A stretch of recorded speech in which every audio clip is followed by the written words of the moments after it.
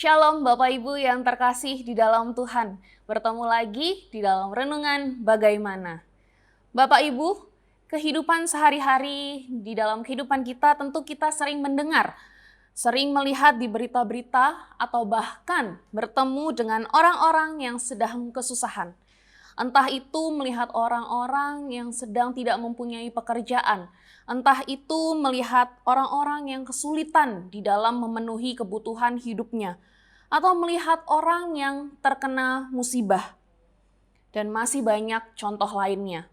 Hal-hal yang kita lihat tadi itu bisa membuat kita merasa iba dan bertanya kepada diri kita sendiri, apa yang dapat kita lakukan? Apa yang bisa saya lakukan untuk menolong mereka? Bapak Ibu, hari ini kita melihat dari 2 Tesalonika pasal yang ketiga, ayat yang pertama. Begini kata firman Tuhan, selanjutnya saudara-saudara, berdoalah untuk kami supaya firman Tuhan beroleh kemajuan dan dimuliakan, sama seperti yang telah terjadi di antara kamu.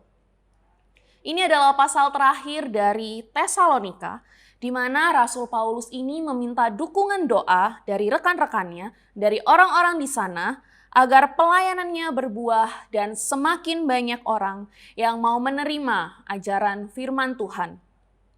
Bagi Paulus, dukungan doa dari rekan-rekannya akan sangat menolong dan akan memberikan kekuatan di dalam ia menjalani pelayanannya.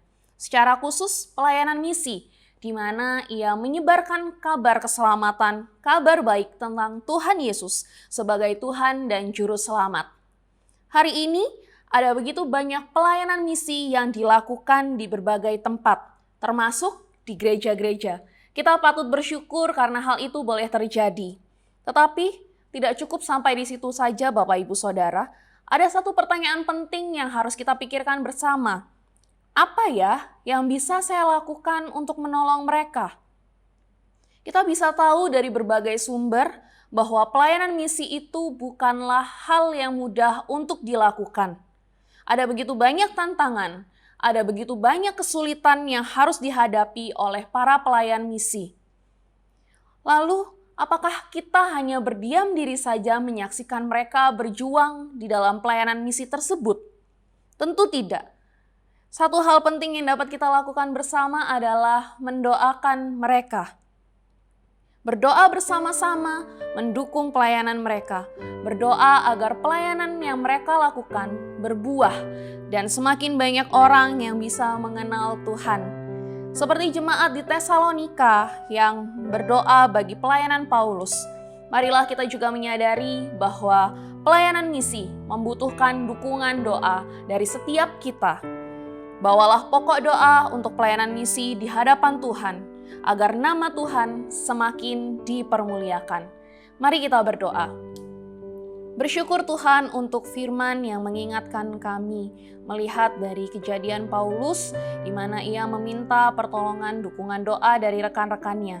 Tuhan, kami juga mau menyadari bahwa dukungan doa bagi para pelayan misi itu penting. Kami mau berdoa bagi setiap para misionaris, bagi pelayan-pelayan misi yang saat ini melayani di berbagai tempat.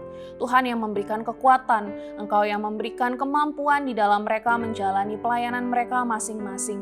Dan terus ingatkan kami Tuhan untuk kami boleh membawa pokok doa pelayanan misi di dalam setiap doa kami.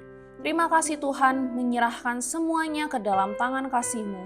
Hanya di dalam nama Tuhan kami, Yesus Kristus, kami berdoa dan bersyukur. Amin. Tuhan Yesus memberkati.